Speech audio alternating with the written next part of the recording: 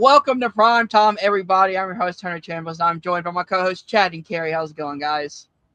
Going great. Yeah. Hunter, you're back. I am back. Yeah. I have appeared. Yes, we're doing the 70s and 80s of our 31 days of Prime Time. I'm super excited to be here. Super excited to get into this because we have some very interesting movies to talk about. Absolutely. Yeah, we've gone through quite a few decades, the 30s, the 40s, the 50s, and the 60s. We didn't get Hunter's thoughts on the 50s and 60s movies yet, but we're hoping we will soon. I think he's watched half of those. By the end, hopefully, we can get all of our thoughts because we're going to try to do our overall rankings at the end. So if you haven't seen the other videos, you can watch this one now and then go check those out. And then, if you want to watch along with the movies and then, continue until the end, then maybe you can come up with your own ranking and, post them in the comments and, we can see other people's rankings and stuff because, it's always fun ranking stuff and saying what's better than another movie. All right. So, I guess, do we want to just get into the movies? Yeah. Let's go ahead and get into the movies. All right. So, Phantom of the Paradise. This is a Brian De Palma movie. This is one I picked, and I really like this movie. History. I don't have a ton of history with just like Phantom of the Opera movies in general. Not that this is like an official Phantom of the Opera like adaptation or anything, I don't think, but it follows that story, I think, semi-closely. And I remember back in the day watching Disney Channel original movies. I saw Phantom of the Megaplex. Yes. Of that movie. And then... that movie ruled. It's awesome. And then when Carrie and I went to London, we saw Phantom of the Opera there. And I was not a fan. I think I just don't like opera. So when it was a lot of opera, I was like, I don't know what's going on in this story. Are you telling me you went to Phantom of the Opera and you don't like opera and you're surprised you don't like it? Yeah. But I also wanted to go see Matilda and not Phantom of the Opera. And I went and saw Phantom of the Opera. And but I think kind of wish we had gone. I mean, not that I was really happy to see Phantom of the Opera, but Matilda was like an award-winning hit musical, and like we probably should have went and seen it. But... yeah, I'm sure they'll do a revival, and we'll go see it then. But now they've since made a movie. Anyways, I'm glad Carrie got to see it though, because saying you saw Phantom of the Opera in London is pretty cool. So either way, even if I didn't love the musical, but I still really haven't gone and checked out any of the other versions of that. I probably should, but this is probably always going to be my favorite version, official or unofficial adaptation of it. I think Phantom of the Paradise is amazing. I love just the style of it. It's so weird. It's so out there. But I love how it starts with showing, first it starts with like a doo-wop kind of musical opening sequence, which is amazing. I love the credits and all the lights and the Brian De Palma flashing. And I also love how this starts with an origin story of the Phantom. You get to see the Phantom when he's just regular, just singing, writing, teaching people about Faust and being like, this is music and I'm writing music. And then he gets to see firsthand like what happens with like the music industry and how people will steal from you and try to like own your music and then try to do what they want with it. Get you arrested on drug charges. Right. Yep. Get you framed by the cops, kind of a deal. Oh, that happens to like all the artists. Just ask Taylor Swift. Remember that big story about her? But yeah, I love how this goes. I love the design of the Phantom. I love what was his name? Henry Williams. He's the villain of the thing. He's the guy that basically sold his soul. Paul Williams. Paul Williams. Thank you. Yeah, because we were watching it with my father-in-law and his with my father-in-law's wife. Father-in-law wasn't there, but they both knew who Paul Williams was.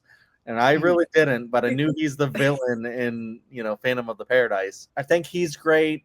I like his like cool style, but then you get to see him kind of panic when, everything's up for him, the jig is up. But like it's such a cool scene of him showing him selling his soul to be young forever. So you got like a mixture of Phantom of the Opera, Picture of Dorian Gray. What was the third one? Faust, selling your soul to the devil. The best part is probably just the music. I think the music is just incredible. The way Brian De Palma films a lot of these sequences, I think, is incredible. Yeah, it's just really cool. I mean, you got like Hunter was talking before we started recording that you got an artist named Beef in this. Yeah, you do. That is nuts, and also you got that He's iconic electrocuted in like one of the funniest deaths I've ever seen. with his like facial expressions, like Amazing. I forget the name of the actress, but the lead actress, I think she's amazing. Jessica Harper. Thank you. She sings so well, and she's just so good, being kind of like the love interest. Wasn't she in Suspiria, the star of Suspiria? Yes. Yeah. Okay, sweet. Yeah. So, which is another really cool aspect of it. And yeah, honestly, I just think this movie is just really fun. It rules, and it's just a really good movie, I think. And if you like the Phantom of the Opera, I think you'll probably dig this, especially if you like kind of like 70s music and stuff like that. Carrie may feel differently. Let's find out. Carrie, how do you feel? Yeah, this was my second time watching this movie. The first time I watched it, I was like, I respect it, but it's maybe not for me. It's just like the energy it's so high energy, especially at the beginning. Like they go through the Phantom's story, like stuff happens to him real quick. It's like a 15-20 minute sequence, and his life just completely goes down the gutter, and it's like it's hard to watch. I think rewatching it and like knowing what happens a little bit more and like knowing what to expect, I think I did like it a lot more, and I could appreciate nice. I think more so the stylistic elements and the music, like when you're less focused on like, okay, what's happening in the plot. It's a really cool movie because it adapts like 3 different stories, which is really cool. The acting's phenomenal. The music is good, like definitely very 70s, but I think in a good way. Yeah, so this movie definitely grew on me with this second watch. I really enjoyed it. So I said in our chat, I said, I don't know how I feel about this movie. And after doing some research and reading reviews on it, I'm swinging towards I liked it, and I think on a rewatch, I will end up loving it. Okay. Because this is the type of movie I love. It's definitely cheesy. It's definitely over the top. But it's got such great music. It's got such great cinematography that Brian De Palma does really well. I love the way he does special like camera angles and like zoom shots and zoom out shots. And just when you watch his films, you never feel like you're watching the same film. Yeah. And I love that. Every single one of his films feel different. The acting is way over the top, but I love that type of over the top acting. I love the music. I love the dancing. I love musicals in general. So having an upbeat kind of rock style Phantom of the Opera, I was already into that. Of course, you have a character named Beef, so plus 1 point for me there. But also, as somebody who's a fan of like the Rocky Horror Picture Show, because of how weird it is, this gave me that same vibe of like how weird and strange this movie is, but I can see why it has a cult following, and I bet you on a rewatch I'll like it even more. Yeah, definitely. Yeah, check out Phantom of the Paradise if you haven't seen it. It's, I don't know, I just think it's a classic. It's not talked about as much as I think it should be. Yeah, it's just up there. So check it out. And so let's move on to the next one, which is, and I don't know, if you want to, if you like this, thank Carrie, and if you don't, blame Carrie. But she basically chose a lot of the Omen franchise, and so we're covering Damien Omen II. I chose 2 Omen movies. 2 Omen movies, but I gotta say before Carrie starts talking about this, I'm appreciative that she chose this way because I think it's really cool to watch a lot of movies and different franchises because you never know when you might come across a gem. There's so many franchises that I've only seen like the first movie in them. And then Yep. Carrie's like, let's do Omen 2 and Omen 3. And I'm like, oh, do we have to? And then I watched them and I'm like, I'm glad I watched them, whether I liked them a lot or not. So, Carrie, go ahead. Mhm.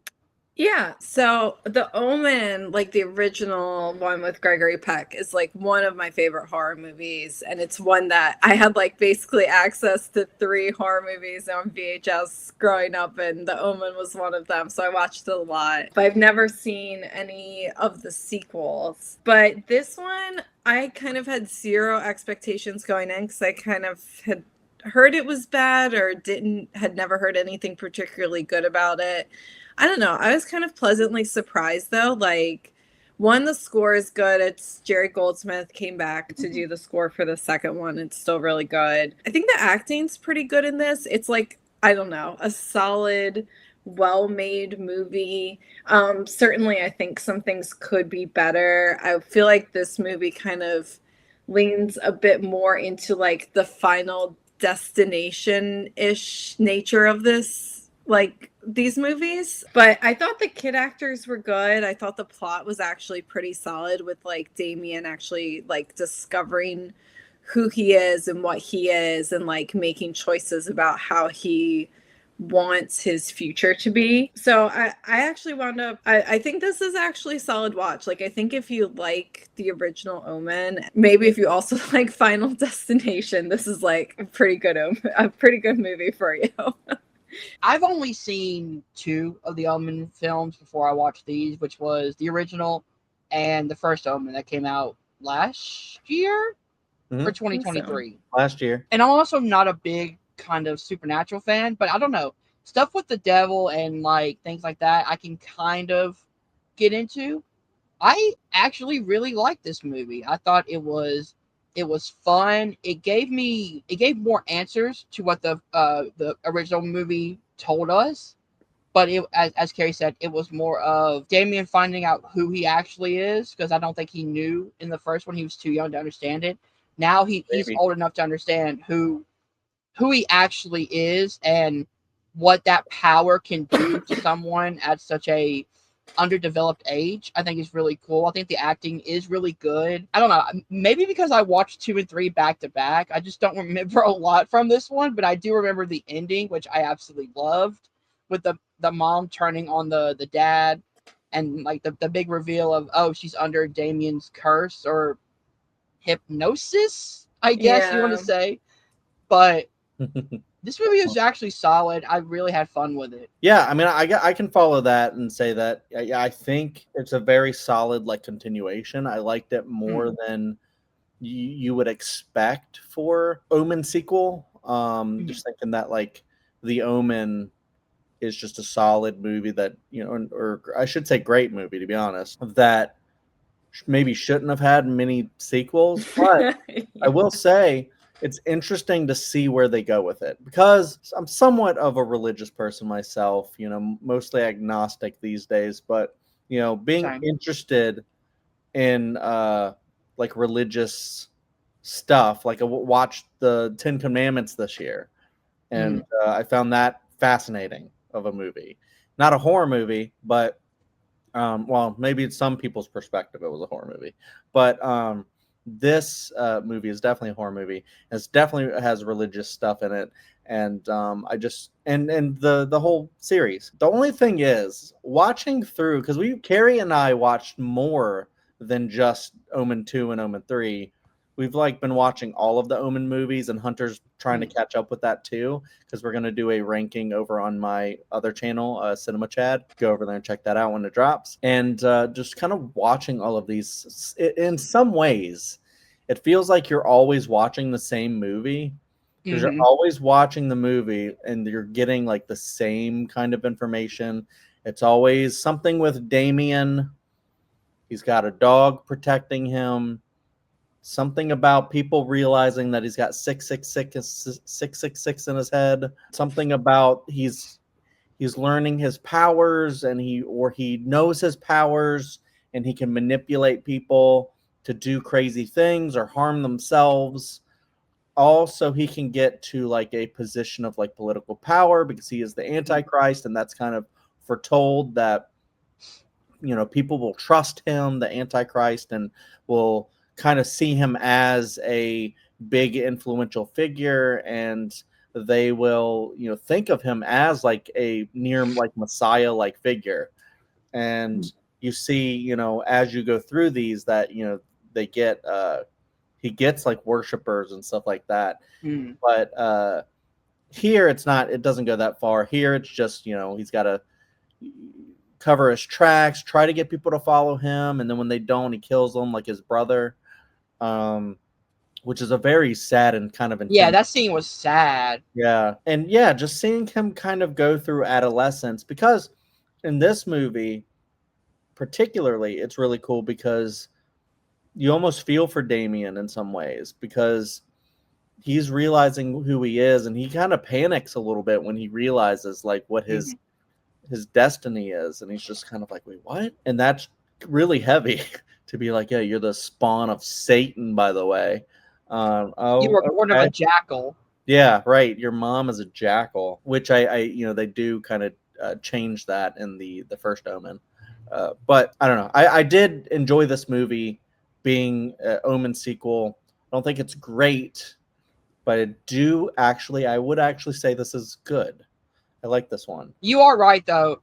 There's only so many times you can do the same story for a sequel without me being like, I just watched this. Dude, I mean, well, because we watched the 2 sequels, well, the 4 sequels, and the 4th one is basically just Omen again. It's a little bit different because it's like a girl. It's like a girl demon villain person or whatever. That one sounds awful. A girl spawn. And then you got the remake, which is a remake, and then you got the first Omen. I will say the first Omen is the most different out of all of them, which I think is and that's probably why that's probably my favorite in the series. It feels so different. It's very, very good. I will agree. But yeah, anyways, enough said. Omen 2 was good, and we should move on because we're not done with the Omen franchise in this episode. Let's move on to the next movie, which is When a Stranger Calls. Oh boy, do we have thoughts about this movie. I'm pretty sure this was my pick, and I'm sorry. No. You did it. Look, you gotta watch these old ones and see how they are. And now we get the pleasure of talking about this movie. Hunter, take it away. First off, I thought this whole movie was the first 20 minutes of the movie. We all did. I didn't realize this movie had another hour to go.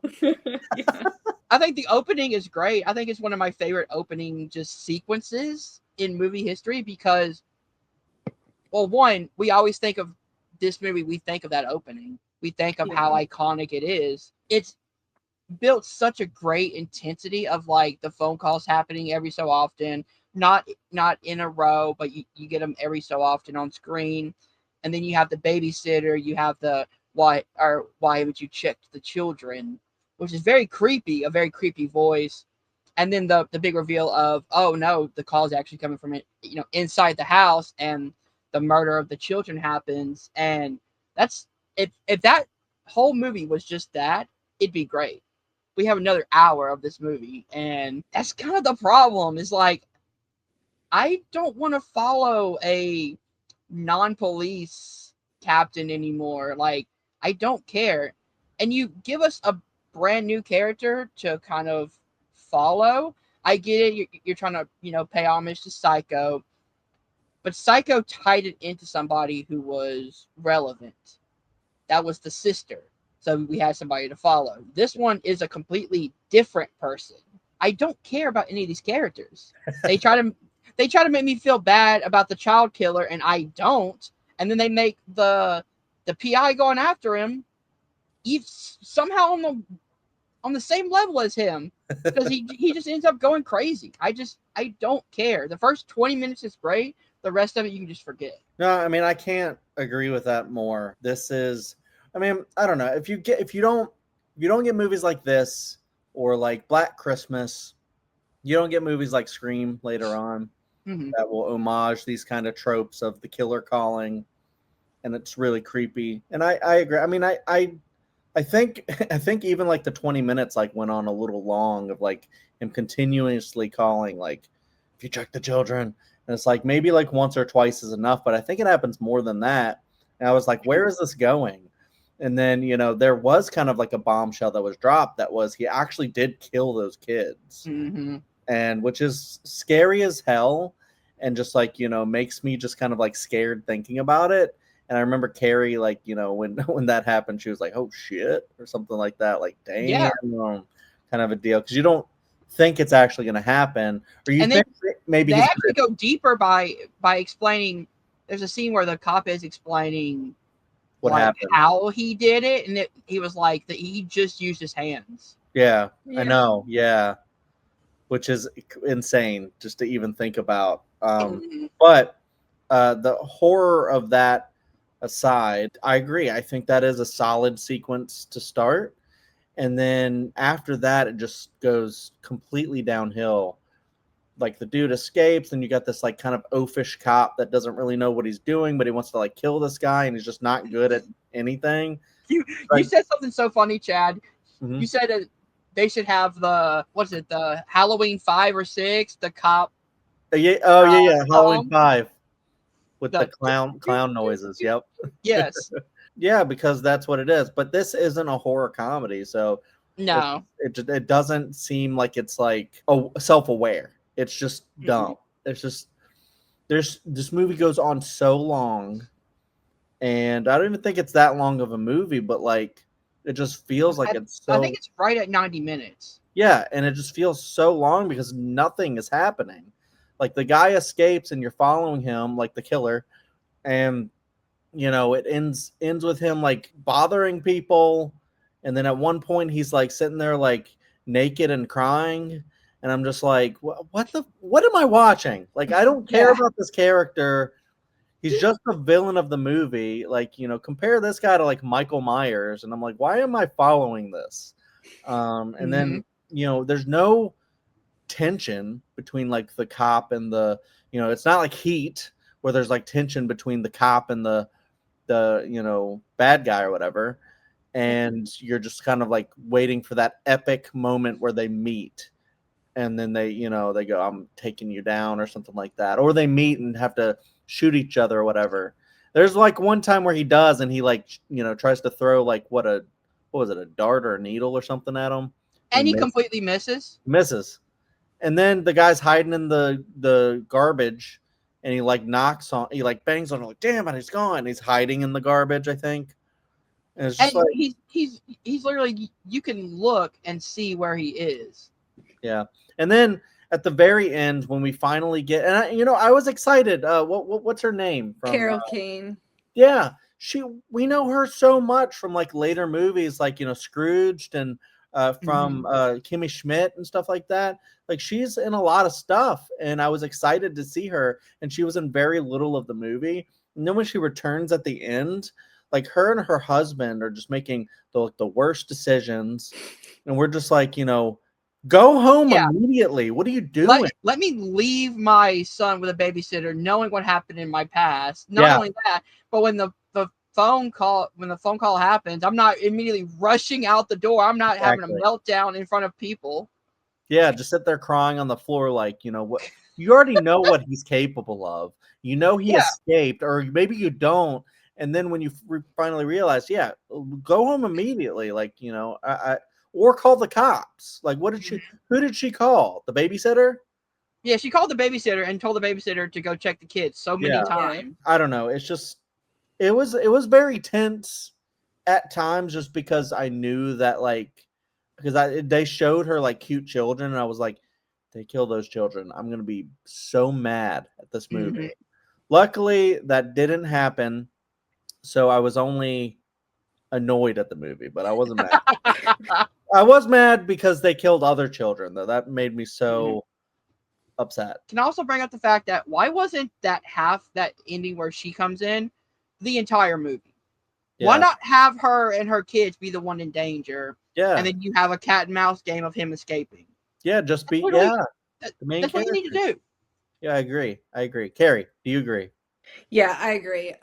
Yeah, the opening sequence there's definitely some tense moments. I think that scene where the cop tells her like, "Oh, he's calling from inside the house." And she goes to leave and he turns on the light and calls out like, "Hello." And that's super creepy. Yeah, That it was is. actually like pretty scary. That's the only scary moment in this Yeah. movie. Yeah, like you guys said, the whole middle with the cop chasing after him and the scenes with him, like, I don't like trying to terrorize this woman and stuff, and like just so boring. Like, nothing interesting. The cop is like not engaging. It doesn't really seem, it's like a cat and mouse game, but it doesn't even really seem like a cat and mouse game, even like Chad said, there's no tension there. And then yeah, the last part, it actually picks up and gets a little better. Like you're like, okay, I wonder what's gonna happen here, and I want to see what happens. But they set it up so dumb. Like, I guess the only way you can rationalize this is if Carol Kane's character does not, no one called her and told her the man who is in prison for like breaking into the house and killing children where she was babysitting that night. No one bothered. And it seems like days or maybe weeks. No one's bothered to call and tell her, because that's the only reason you can justify that she would leave her children at home during this period of time when he has escaped. And then yeah, she just like lays on the floor screaming instead of like, and like the husband's not any, but I can understand, maybe she has a trauma response. She's like can't do anything, but her husband's not any better. He's just like on the phone with the babysitter still, like, "Oh, we'll explain it to you." I will say, to give the husband credit, at least he wasn't like, "My wife's crazy." Yeah. At least he took that seriously. The bare minimum to be a good husband is Exactly. seriously when she has concerns. But a lot of movies go that route of just saying, "Oh, my wife is crazy." And then I guess the cops don't actually search the house at all, because the dude's in the house the whole time. And remember, they just let her rush into the house without, trying to figure out if someone's in there. That does happen. And I remember because Carrie and I were like, what the hell's going on? Because in the bedroom, they're sitting there talking, and the husband's trying to reassure her, like, I have a gun right next to the bed. See, it's right here. And I'm a light sleeper. You know that. And then Carrie and I were like, you would have those children in your bed right now. If that happened, you had a call like that. You'd go to a hotel or something. I wouldn't stay in the house. Like, are you kidding me?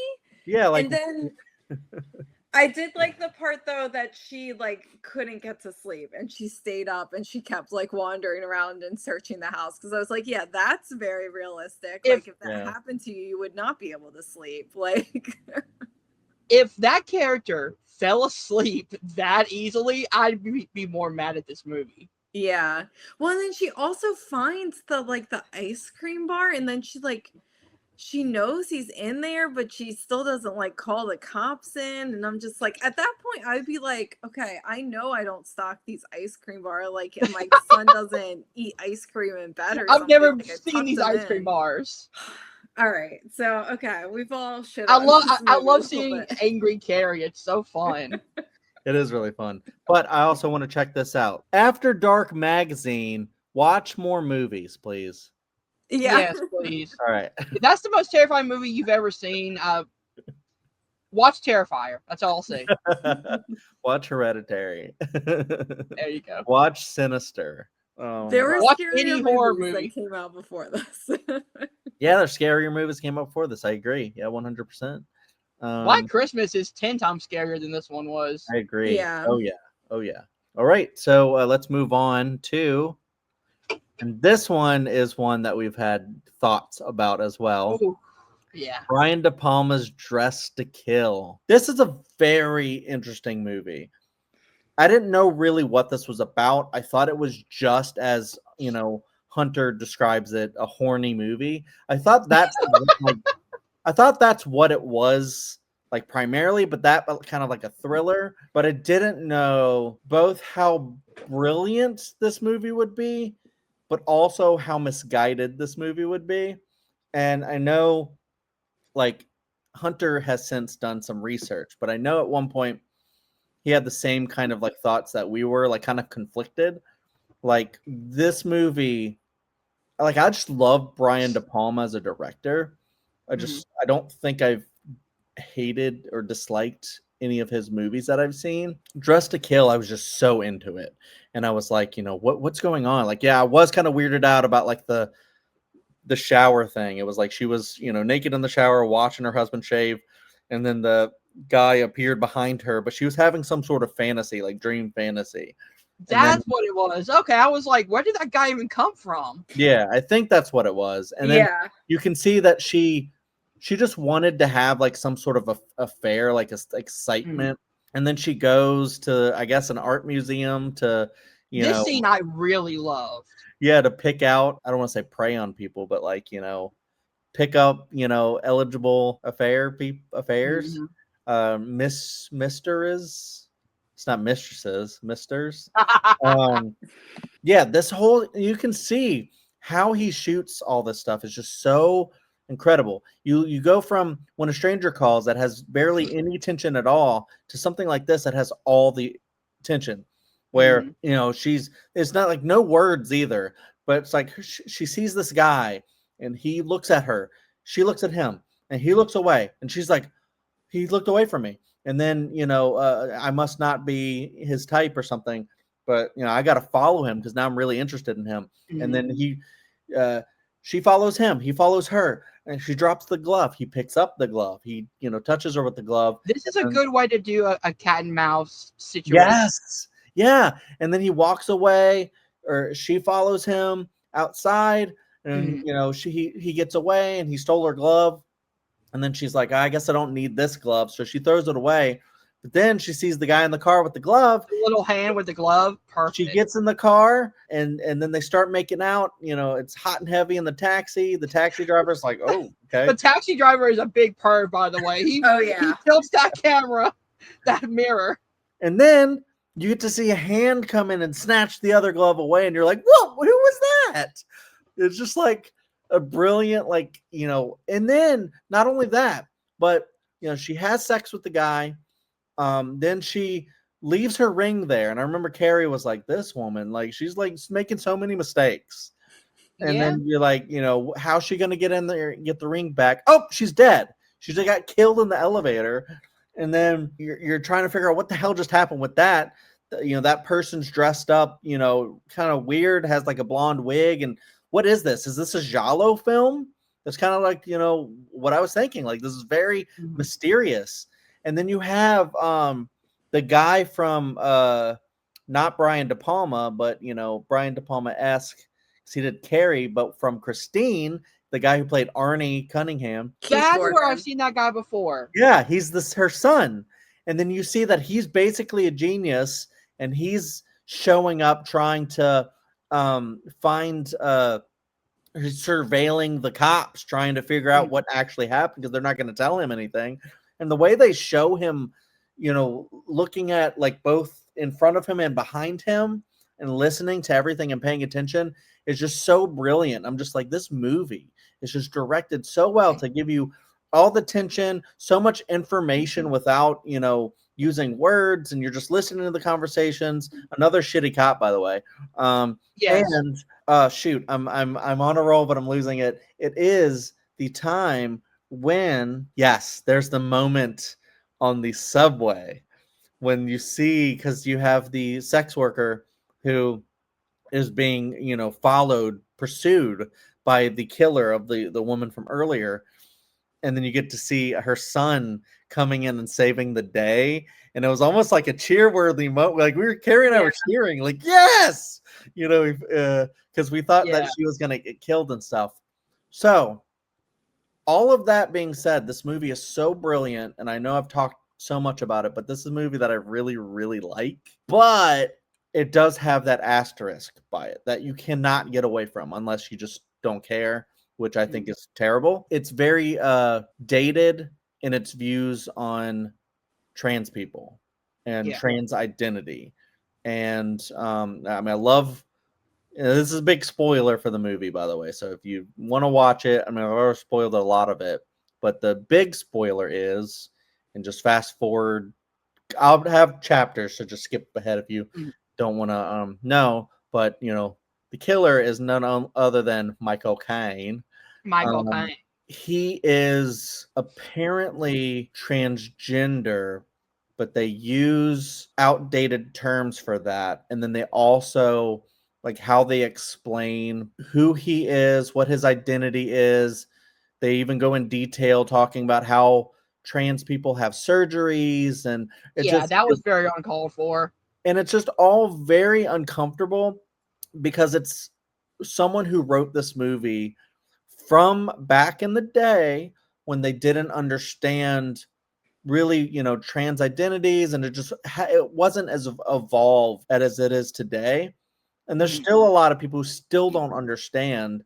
So, having a movie like this, unfortunately, does kind of perpetuate certain like stereotypes, like of, trans people are weird. They might be crazy. They're all killers. They're all insane. The trans killer, like in this and Silence of the Lambs, and it's a trope. And or what was it? Sleepaway Camp. Sleepaway Camp, yes. It's a trope, and because of that, this movie does have an asterisk on it. And it's so weird because honestly, I don't even think you needed the trans stuff. You could have had him just be like a cross-dresser or something like that, kind of like a Rocky Horror Picture Show. I don't know. It's just, I would love to see a movie like this with, without that, or with a sort of like smart kind of way where what like trans people actually go through. Yeah. And that they're just regular people who just want to be seen as who they are. And so, if you wondered, Welcome to Primetime is very trans positive. We love trans people, and we just only want the best for them. And despite me actually really liking this movie, it has nothing to do with that stuff, because if I could erase that stuff from the movie, I would, because I think it's bad. But I love how this movie, I really enjoyed watching this movie. And then I just went like, oh, did you have to go that far with like trans stuff? And sorry I talked so long, but I just did have a lot of thoughts on this one. I still really like this movie, and it's one of those where you like a movie so much, and then you're just like, but I feel weird about certain aspects of it, and I still can't take away certain parts that I do like about it. It's almost like if you love The Silence of the Lambs, which won Best Picture, and you're like, that movie just has so much great stuff, and yet there is this like stuff about there's that Buffalo Bill stuff that's in there, and you're just like, is it bad? Is it really dated? Is it like is it saying something interesting, or is it just really out of the loop, and it should have better views on this stuff, or is it dangerous and perpetuating certain views that are attitudes that shouldn't be? So I'm interested to hear what you guys thought. I particularly really enjoyed this movie, and you can tell I'm just becoming a big like Brian De Palma fan. Yeah, I think pretty much the same as you, Chad. There were so many parts of this movie that I just adored. And for most of the movie, it was just such a treat to watch it. Just something so well made. And like you guys were talking about like that opening act with Angie Dickinson, I think is the actress who plays, the woman at the beginning who gets killed in the elevator. Just like her acting in the movie, just like she goes from she's so happy, after she's like, had sex and everything, and she's writing the note to the guy and like taking her time and writing it, and she opens the drawer and she sees that he has like STDs and he's spreading. Oh yeah. And she just she just acts it so well that you can tell that like her whole world She's has just like devastated. crumbled a little bit. Mhm. And then she leaves and she's in the elevator and she's stressing out. She's pressing those buttons so hard, like and she's like stressing. And then she realizes she forgets her ring. She has to go all the way back up. And you're like, and like Chad said, you're like kind of stressed. You're like, oh, how's she gonna get that ring back? Like, and that's all you're thinking about is how's she gonna get the ring back? What's she gonna do next? How's she gonna address this? And then she gets killed in the elevator. And then that scene with like where it opens and it's Nancy Allen's character with the guy and just the razor drops out. It's just so well done. Slow motion with all that too, and you're just like, how is this gonna happen? Is her hand gonna get cut off? Like, and she just catches it. Love And the use of seeing the killer in the yeah, elevator reflection mirror. I thought that was a very like that whole sequence was like very giallo based, like And it just the whole movie just keeps you guessing, and you just don't know Yeah. where everything is gonna go. So it's just brilliant. Nancy Allen in this movie is just, she is so incredibly charismatic. I think she Mhm. acts this so well. Like, there's a scene where she's first being interviewed by the police detective, and at first she's just like super open and like, you know, not like happy because she's just like seen a woman die, but she's like very open and answering questions fully and stuff. And she's like really engaged with the police officer. And then he basically is like, I know who you are. I know what you do. And she just turns like complete, like her body language, she turns away from him and she just like addresses him completely differently after he starts like basically accusing her and stuff. She acts this so well. It's really incredible. And I also really like Keith Gordon, who plays the son. He does a fantastic job.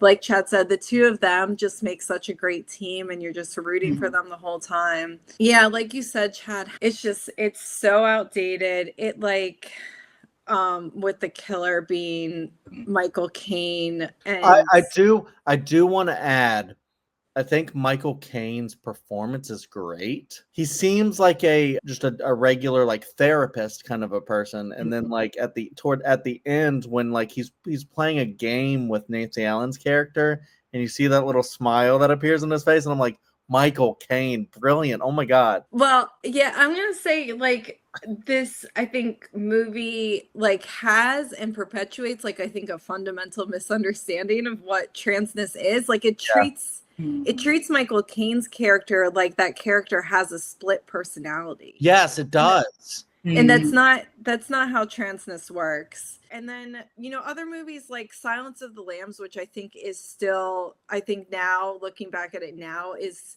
outdated and perpetuates some harmful stereotypes and things like that, or not even stereotypes but harmful, like, I don't know, Misconceptions. yeah, exactly. Mhm. At least something like Silence of the Lambs, they try to drop a little bit in there about like, oh, this is like normally what the trans like people go through, but this Buffalo Bill person is not, you know, He's maybe abnormal. has like a mental health, like something else going on. Mhm. But the problem with all of that is that especially back in the 80s and 90s, trans people were not accepted like at all. Like it was unheard of for someone to openly come out as a trans person and just live a normal life as a trans person.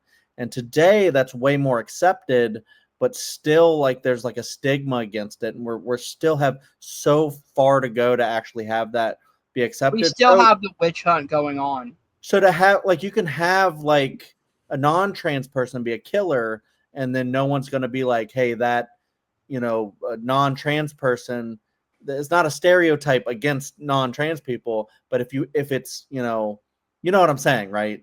Yeah, because it's trans people aren't really represented at this point in time in media. Yes. So then it's going to have people think like, well, maybe all trans people are crazy. Violent. Yeah, violent. I feel like a lot of people want to believe that a lot of the time, because when you don't understand something that you're not around, if you don't know any trans people, you haven't been able to understand what they go through, and which I feel like a lot of people are open to talk about it too. It's just, but if you don't know anybody who is trans, then it's hard to understand. You're more likely to believe a lot of untrue, harmful things about them, and then that's going to be your running knowledge of what a trans person is. And I mean, I don't want to get super deep into politics because it's very upsetting, but there's a lot of, right-wing talk right now about how trans people are violent and stuff like that. And it's very disgusting.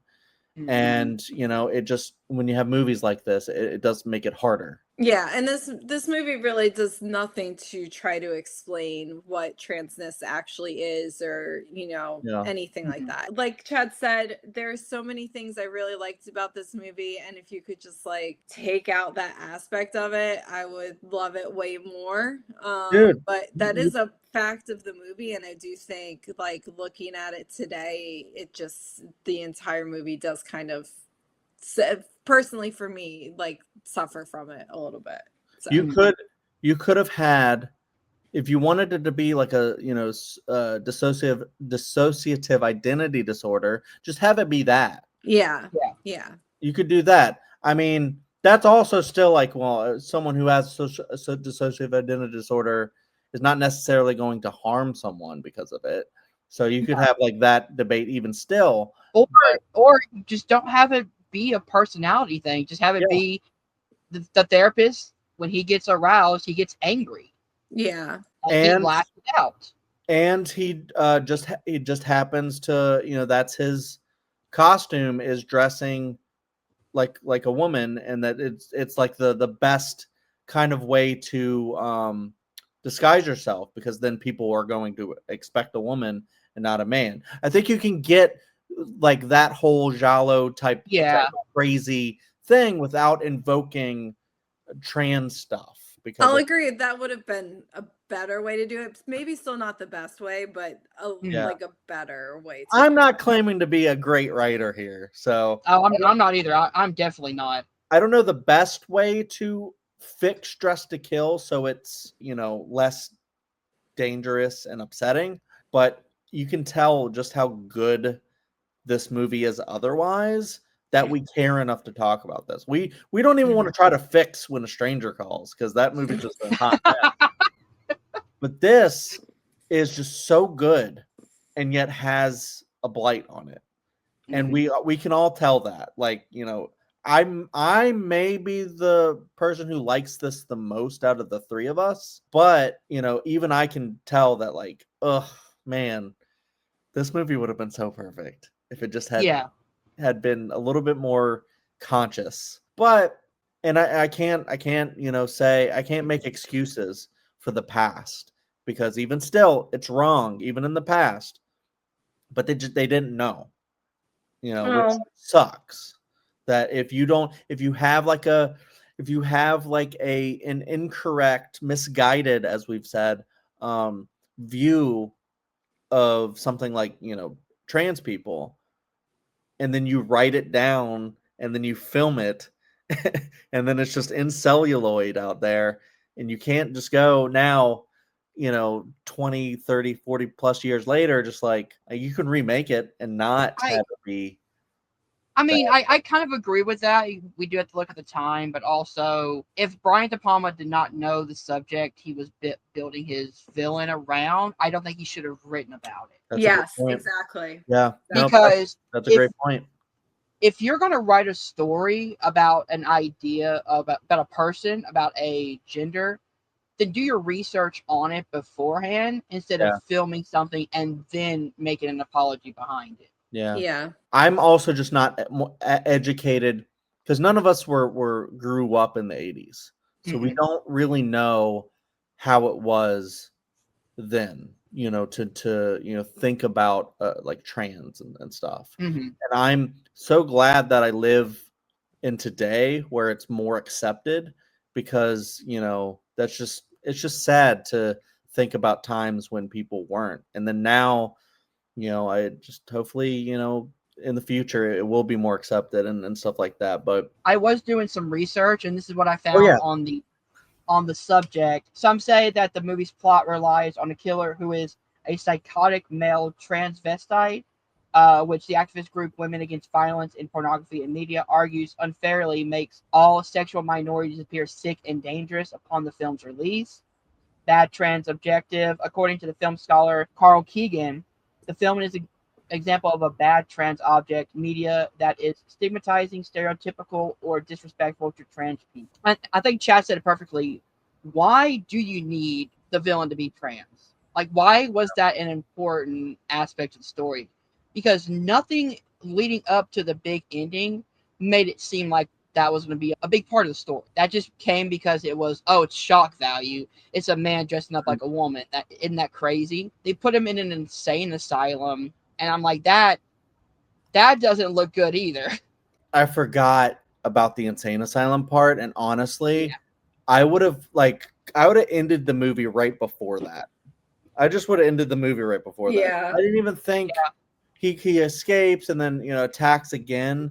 I didn't need any of that. I was actually kind of done after that, with the other conversation between the two people that I would have changed that too. Like had them that whole ending conversation did not need to happen. Let's talk about a trans surgery and what we think a trans surgery is, and instead let's talk about your relationship together, like as friends or something. And let's talk about cutting your genitals in half and having a guy be like, "Ooh, that doesn't sound good."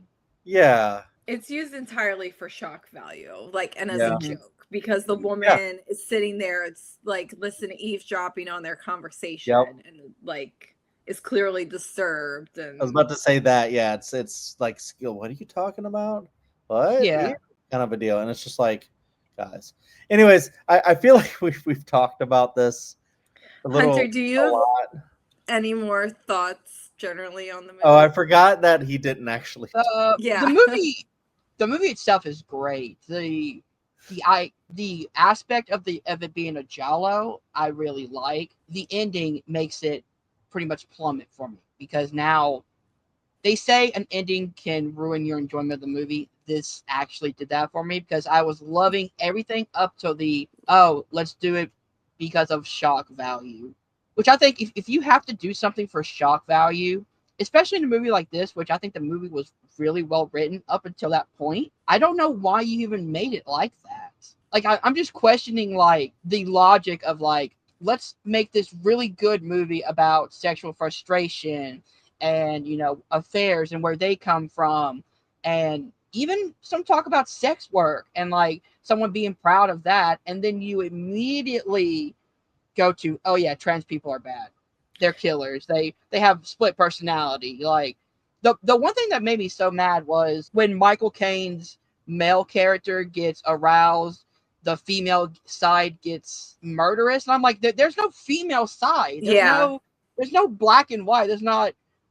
It's not Jekyll and Hyde where it's two different personalities. It's one person who has feelings, and it's like, why make them appear like a monster like that? Yeah. Well, and I do agree, Hunter. I think on a metaphorical level, the movie could have worked better if this was, about how, like, because the beginning of the movie is how Angie Dickinson's character is dealing with her issues around, her feelings around sex, and having it to be like, oh, her therapist is this male who actually gets violent, and like, like there's a better metaphor there that is completely lost in how they do the killer in this movie. And that also can tie into Nancy Allen's character, who is a sex worker, and the stuff that she's seen of violent men who she probably sees. You could tie that into really good of, like, the sex industry and someone who's sexually frustrated and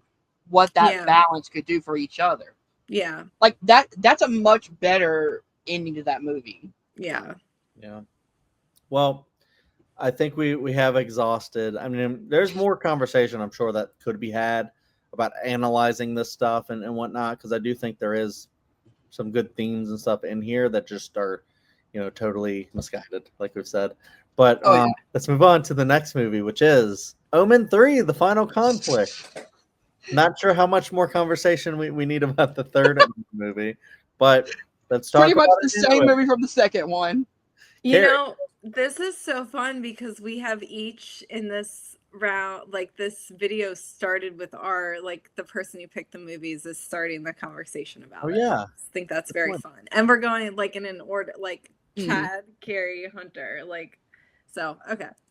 Anyways, this movie, I was liking it a lot. And I was like, I think I'm going to put this in my ranking above Damien Omen 2 because I think this is actually pretty good. It's a solid movie. Like Sam Neill, I think does a really fantastic job as Damien. He's so charismatic and you can actually believe that this guy would be well liked by a lot of people and not really, people wouldn't suspect he's like this evil person or whatever. He's like, and you even though he's evil and like doing evil things for a lot of this movie, he is so charismatic. He makes you kind of like want to be on his side and stuff. Like it's very interesting. And but he also plays the evil part so well. You can also really believe that he is like the Antichrist and like deep down underneath all of this stuff, he's like doing all of this to, you know, further his evil agenda or whatever. Mhm. You know, but then like the movie really goes hard on the baby murder. And they don't like we were talking about this before we started the show. Someone's That gonna clip that out, and I'm gonna laugh. um, they don't actually show anything really. Well, I think they show that he's not a baby, but they show the kid dying at the end, I think. Mhm. They don't actually show anything, but like Hunter was saying, it's very strongly implied, and you know exactly what happens to these babies. And it's like, it's a montage of it. It's too much. It's a baby killing montage for Uh, some reason. it knocks off like this lasts like maybe 30-40 minutes, not like knocked off an entire star for me. I was like, I don't know, I can't rewatch this movie a lot because this is just too much. But it was going so well before that. There was this great like subplot with like his main assistant who knows he's the Antichrist had a baby born the day that they know the Jesus baby was born, and like that whole, Nazarene. yeah, and like Mhm. the mom of that baby like finds out all the horrible things that her husband is doing and stuff like that part. Those parts were so great, but then it just goes crazy. There were things I really liked about it, but I just don't think like on a rewatch factor, and I think they could have just done things a little bit better so that this movie is a little bit more like, I don't know, palatable or something. I don't know. Maybe some people like if you don't really mind that stuff, it doesn't get into your head too much. Like this could probably be a really good movie, but for me, it just kind of like Hunter said for the last movie, this really just kind of ruined it for me. This is just the Omen 2 with more baby murder. And I don't know if I like that. But one, I did not realize Sam Neill was the lead in this. That's cool. Now I know where he Look got at to the control picture. dinosaurs. Look at the poster. To be fair, I have bad eyesight when I first saw the poster, so I didn't know who it was. But I agree with Carrie. The movie was going somewhere with an idea of the Antichrist going up against somebody who is going to be able to beat him. The power of good versus evil, things like that. But we've seen that for 2 movies so far. I wanted something a little bit different.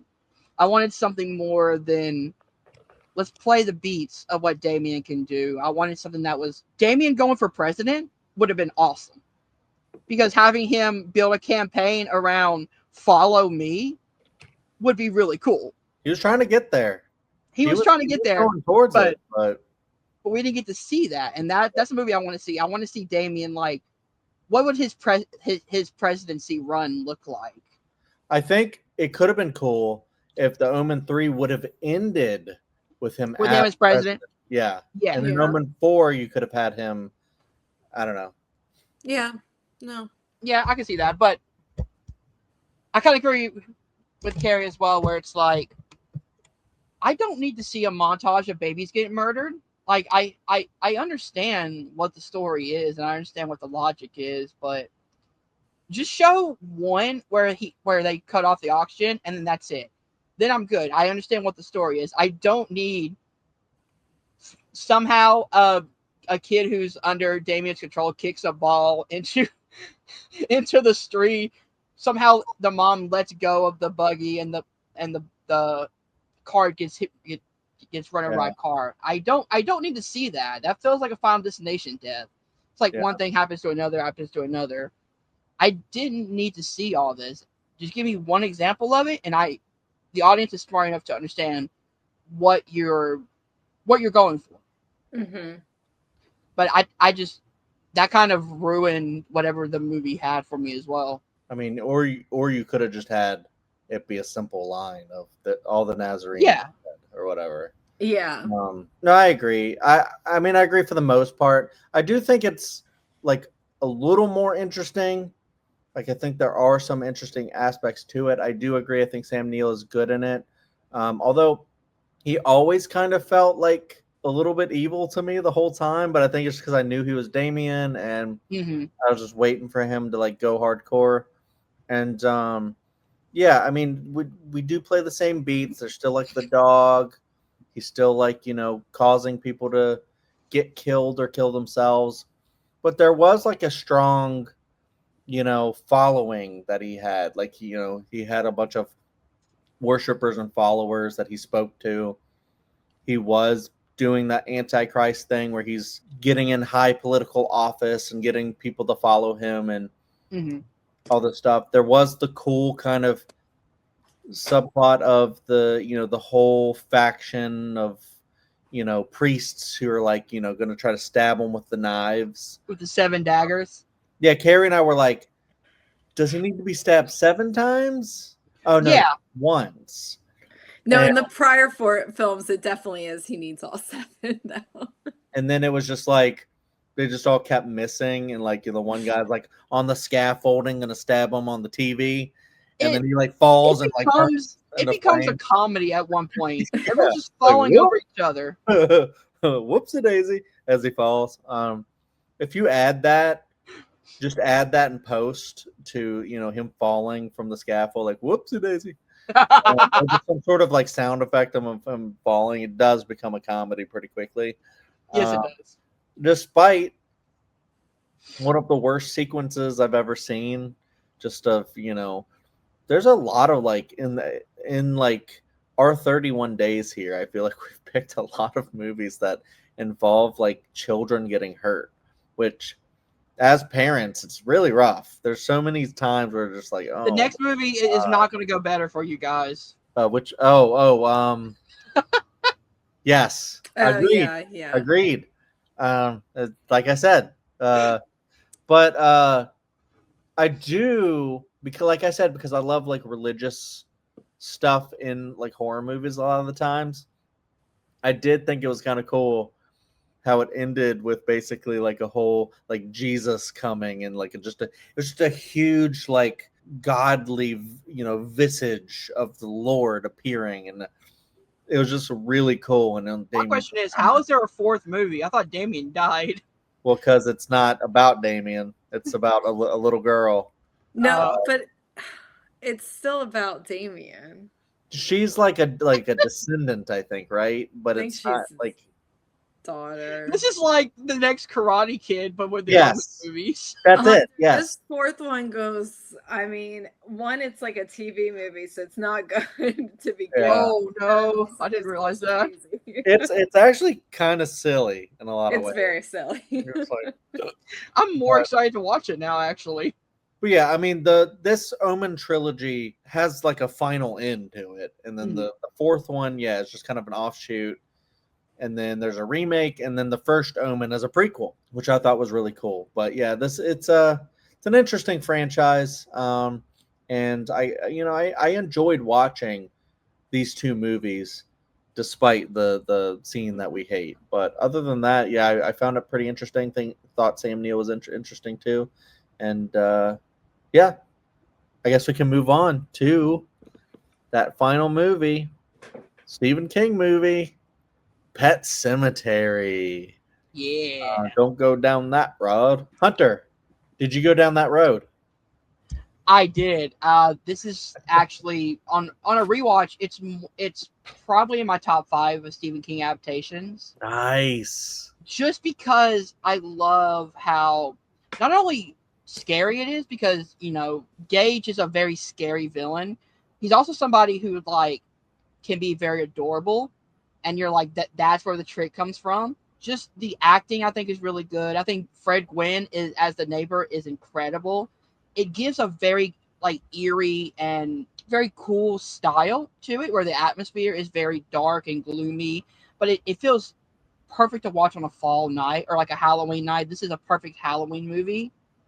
Yeah. You have Church, who I think is a scary cat.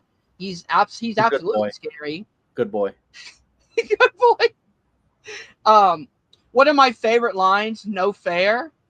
Yes, Gage. Yeah. No No, no fair. fair. He's so adorable, but so creepy at the It's same like time. what was his name? Mikos? Is that his name? Uh, The actor? Miko Hughes, yes. Yeah. Oh my God, he's so cute in this He's movie. so adorable. He's adorable, dude. But he's also so creepy. When he's like walking through the kitchen with a knife, he's just doing this. You're like that's terrifying. When he's got the top hat on. I I know you guys will not like part of this movie, which is Gage's death, which I get. What I love is it wasn't for shock value. They used it as a continuation of a story about grief Yeah. and the father, and like the lengths that a father will go to bring his child back.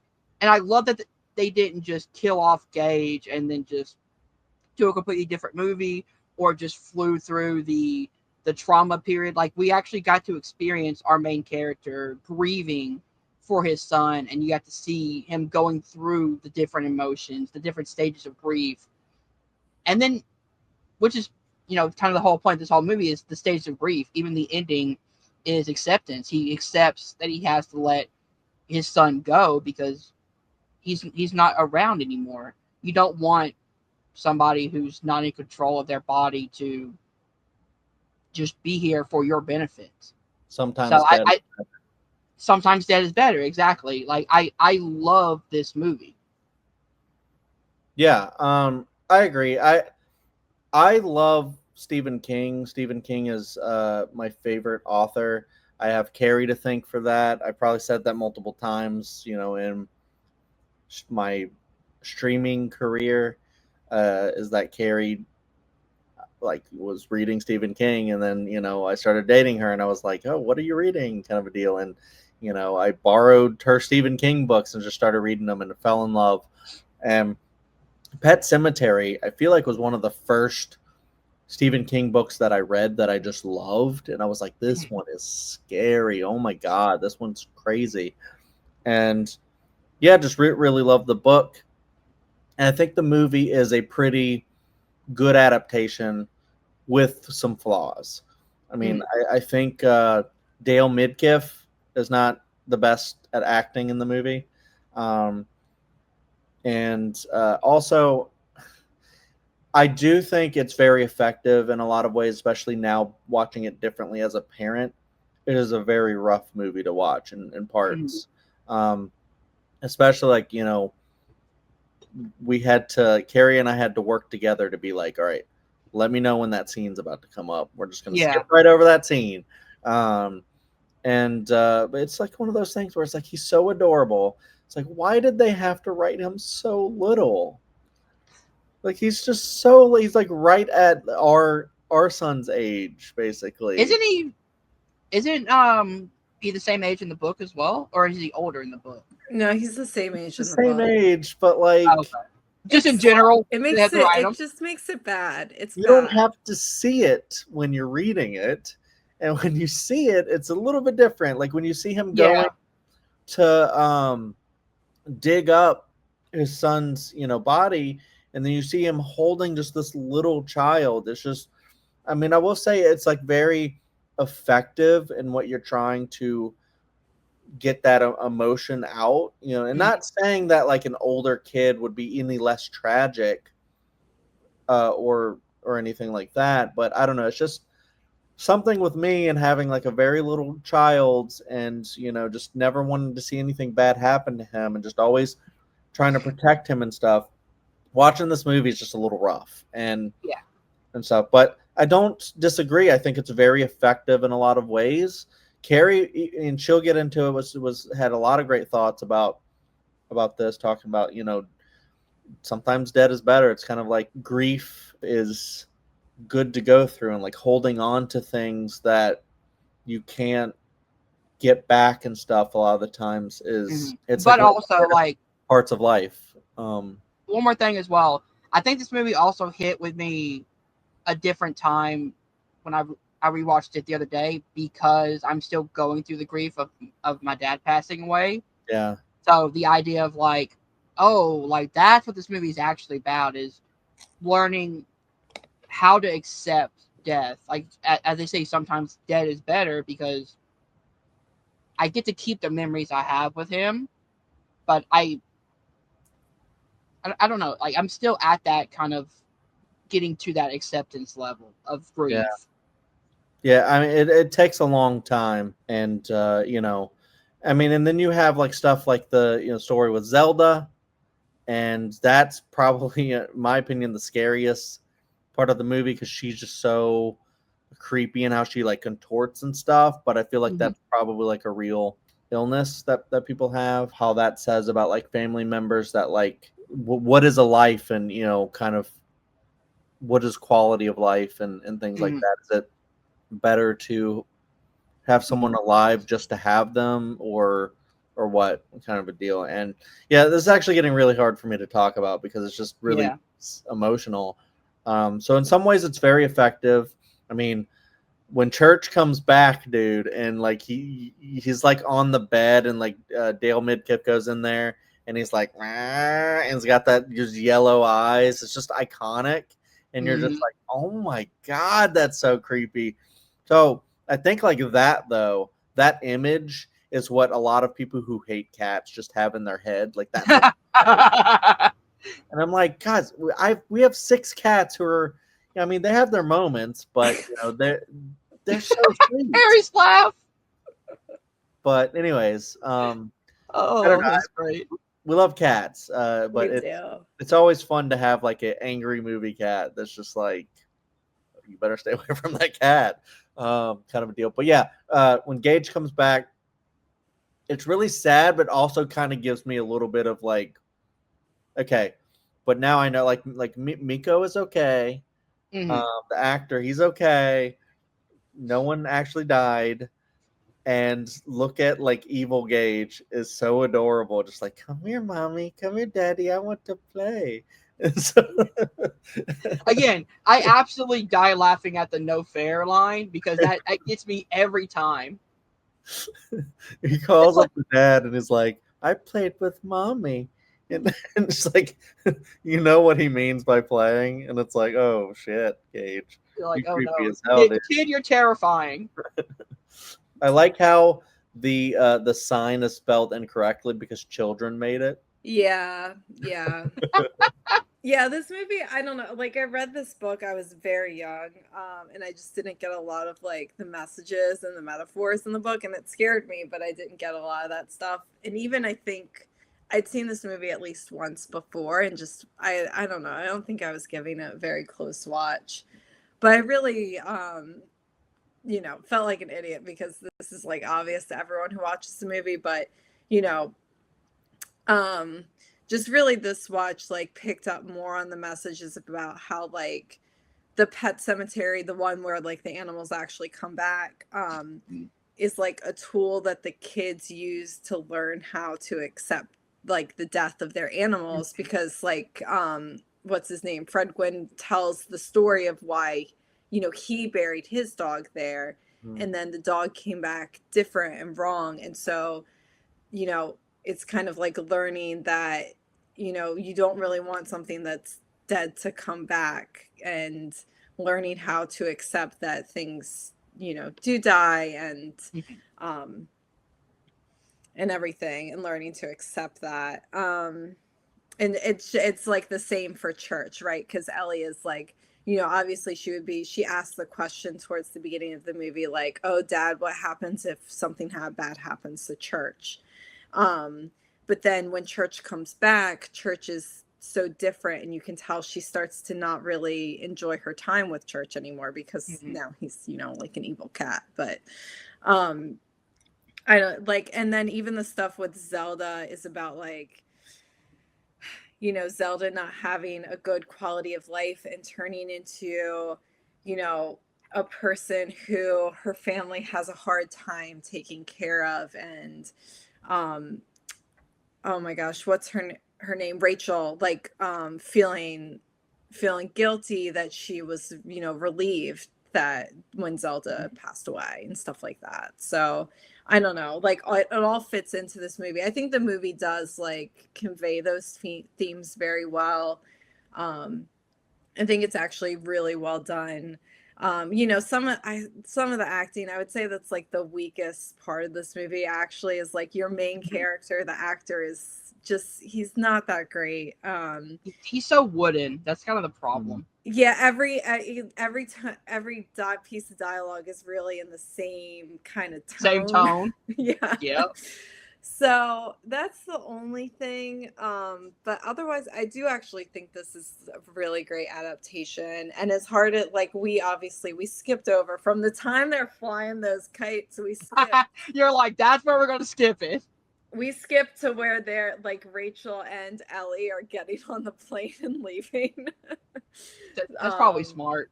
Yeah. So I guess there's something to be said about a movie where you can't really watch the entire thing well, but I don't know. We do the same thing with other stuff too. Like John Wick, we basically just skip the whole beginning and just go straight to, like, you know, him starting his revenge tour. So that's fair too.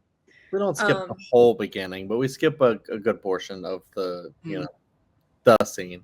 Yeah.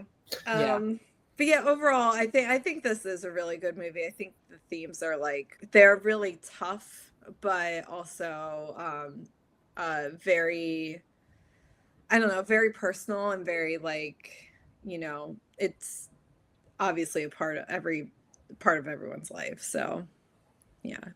And I will just end on, hey, it's a lot better than that remake that came out. It is. That movie. And the other, I guess, sequel to the remake that like was on Paramount Plus that nobody saw. Yeah, I didn't even know that existed. I forgot they did that. Pet Semetary Bloodlines. Oh yeah. Lord. All righty. All right, with that title, let's go on to our individual rankings of all these movies. And we can start with Hunter. Hunter, go from your 6 to your 1, and then it'll go to me, then it'll go to Carrie, and then Carrie will give us our overall ranking. All right, I'm pretty sure everyone knows what the last place is, When a Stranger Calls. Number 5 is actually Omen 3, The Final Conflict. Number 4 is Damien, the Omen 2. Number 3 is Dressed to Kill. Number 2, Phantom of the Paradise. And number 1, Pet Semetary. Woo! Look at that, number 1. Okay, all right. Yeah. Can I just interrupt and say, so that I don't have to repeat it, my ranking is exactly the same as Hunter's. Oh, wow. Wow. With Phantom of the Paradise is 2? That's great. Yeah. That is actually very surprising. Okay.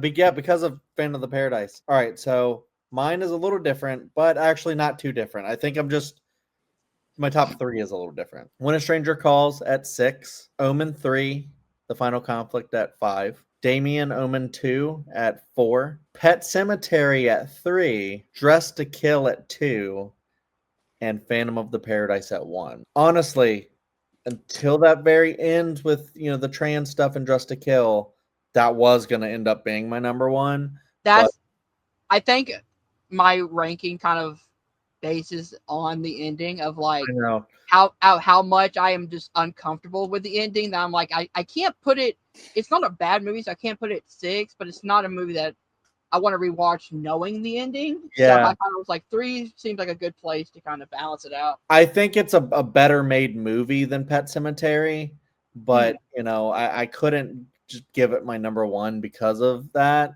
Yeah. So yeah, I don't know, it's hard. Even at number 2, I'm like, I don't know. I love most of that movie, but it's so misguided. It's a very interesting movie because of that. And we had Yeah.